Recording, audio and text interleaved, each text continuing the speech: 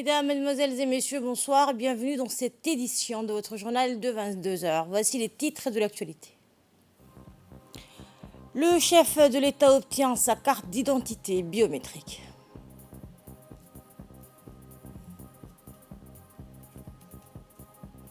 Et les pires inondations jamais enregistrées en Afrique du Sud ont fait plus de 300 morts selon un dernier bilan. Le président de la République, Ismaël Omar Guelleh, s'est rendu aujourd'hui au quartier général de la Direction générale de la population et de la famille pour le lancement officiel du registre national biométrique de la population et pour recevoir sa carte d'identité biométrique. À son arrivée, le chef de l'État a été accueilli par le Premier ministre Abdelkader Kamel Mohamed, le ministre de l'Intérieur Saïd Nouhassan, le directeur général de la population et de la famille Ahmed Omar Jama, le directeur de l'ANC Mustafa Ismail, ainsi que le directeur général de la police nationale, le colonel Abdurrahman Ali Kahin. Le président de la République a effectué une visite guidée des installations, dont notamment les guichets d'enregistrement et les formalités administratives, à la salle d'impression en passant par la salle d'identification et d'enrôlement, avec la présence du personnel mis à la disposition des demandeurs. Cette carte d'identité contient tous les éléments qui permettent une identification irréprochable d'un citoyen de façon sécurisée. Le chef de l'État s'est acquis du bon fonctionnement et les différents processus d'émission de cette nouvelle carte d'identité biométrique. Ce programme biométrique couvrira tous les titres sécurisés et documents administratifs. Actuellement, le processus qui vient d'être engagé concerne la procédure d'échange de la carte nationale d'identité, le permis de conduire et la carte grise. Quant aux autres titres, elles poursuivront d'une manière progressive. Ce programme consiste à rassembler dans un fichier unique les données démographiques et biométriques de toute personne physique vivant sur le sol national en lui attribuant sur cette base un numéro national d'identification unique et univoque. Pour ce faire, le ministère de l'Intérieur, à travers la Direction générale de la population, a mis en place 5 guichets intégrés destinés pour le changement de ces titres au sein de la commune de Razdika et dans les arrondissements 2, 3, 4 et 5 dans la ville de Djibouti. Et pour les régions de l'intérieur, l'enrôlement donc débutera à partir du 15 mai prochain.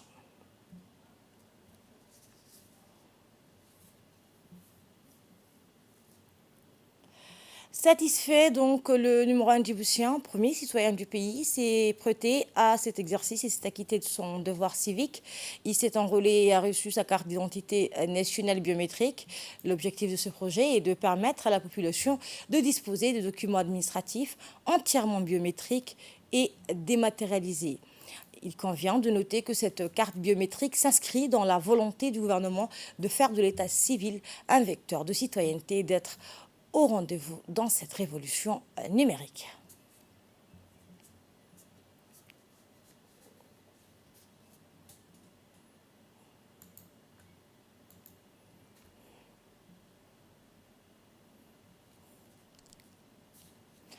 Écoutons un extrait de l'intervention du directeur général de la population, M. Ahmed Omar Jama.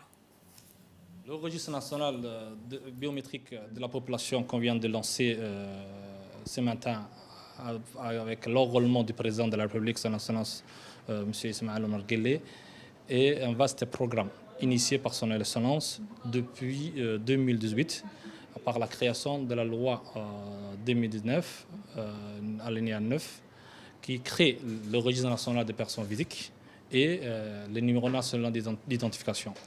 Ce numéro national d'identification permettra désormais à tous citoyens ou étrangers résidant sur le territoire djiboutien d'avoir un numéro qui lui permet de l'identifier et d'échanger entre également administrations les données qu'ils disposent déjà. Donc cette nouvelle technologie permettra à nous, à la direction de la population également, à nos partenaires de programme qui est différents services bénéficiaires de ce programme qui ont besoin de l'identification des personnes, permettra de manière sûre et certaine l'identification en temps réel.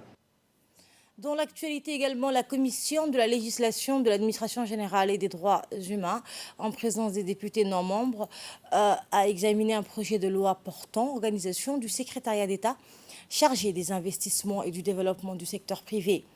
Présidée par le député Abdellah Berhad Ibrahim, cette rencontre a vu la participation de la secrétaire d'État chargée des investissements et du développement du secteur privé, Madame Safia Mohamed Ali, accompagnée des administrateurs de ce département ministériel.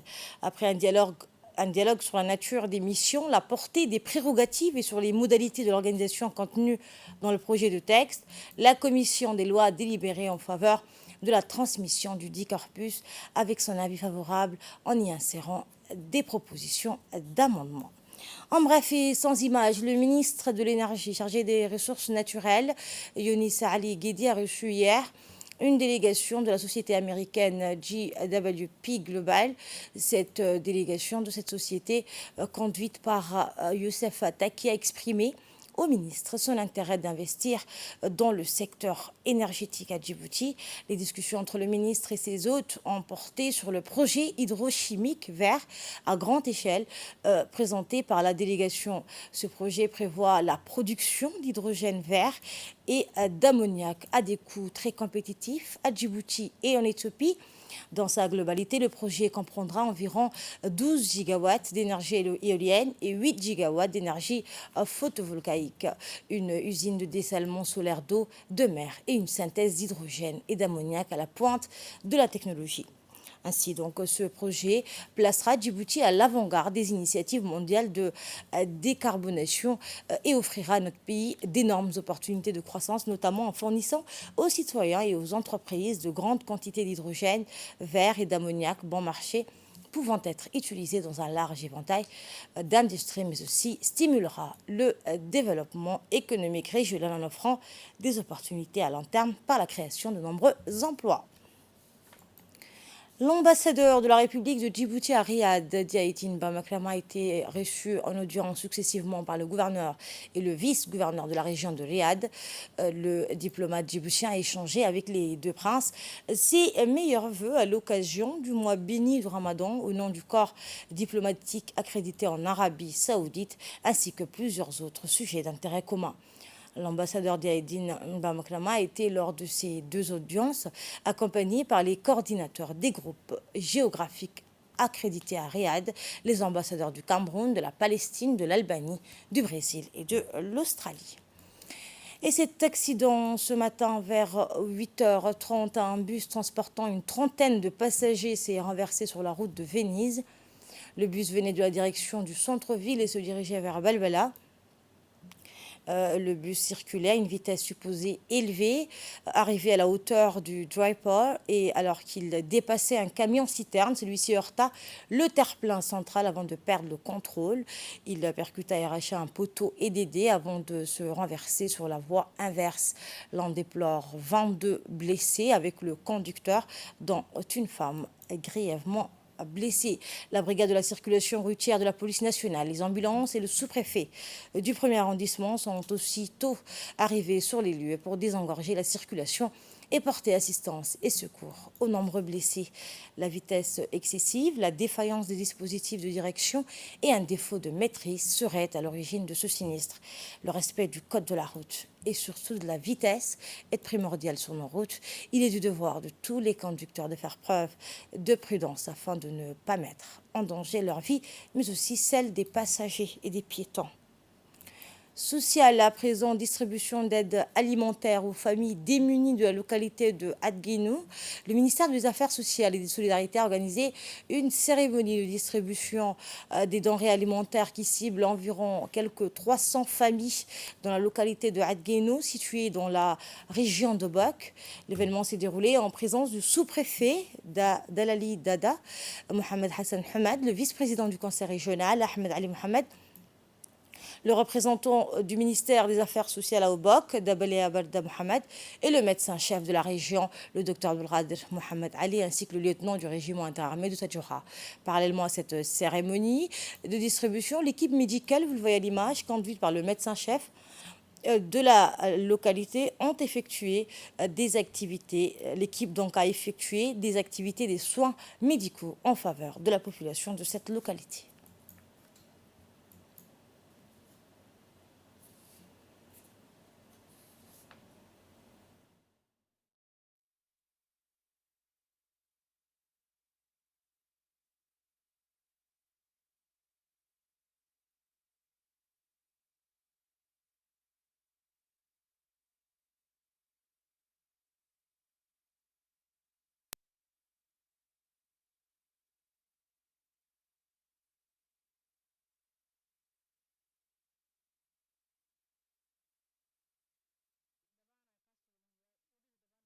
Suivons donc la réaction du médecin-chef de la région de Bok, le docteur Abdelkader Mohamed Ali.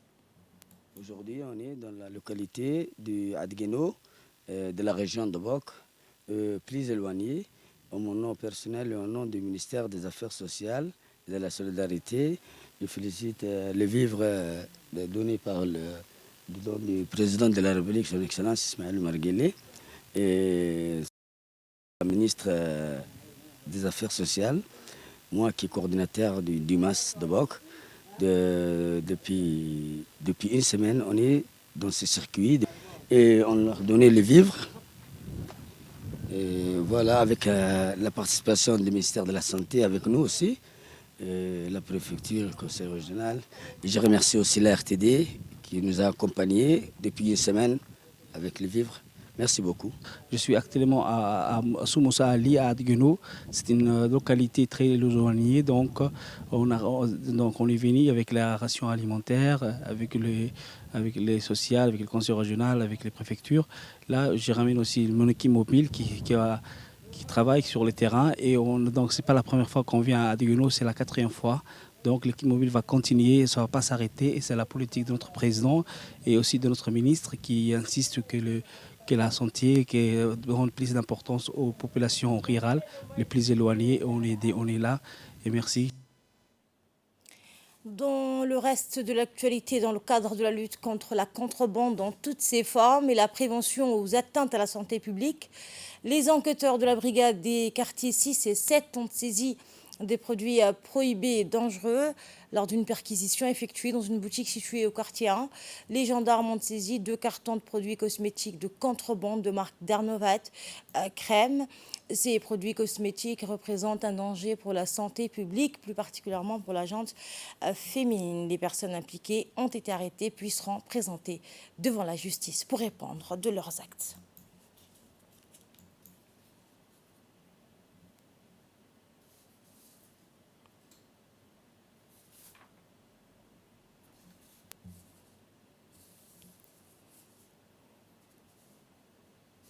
Les pires inondations jamais enregistrées en Afrique du Sud ont fait plus de 300 morts. Selon un nouveau bilan, les fortes pluies sur la côte ayant dévasté des milliers de maisons, routes et ponts, grands ports africains et donc à Durban, épicentre de la catastrophe, les plus importantes précipitations enregistrées depuis plus de 60 ans dans la région ont laissé derrière elles un paysage de désolation. Les attaques meurtrières perpétrées au Nigeria ont déjà causé la fuite de plus de 4800 personnes. Des femmes et des enfants figurent principalement parmi ces déplacés internes.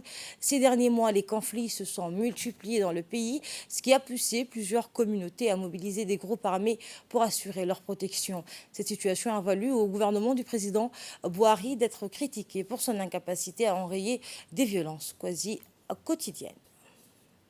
C'est la fin de cette édition. Merci à vous de l'avoir suivi. Très bonne suite de programmes sur Télé Djibouti.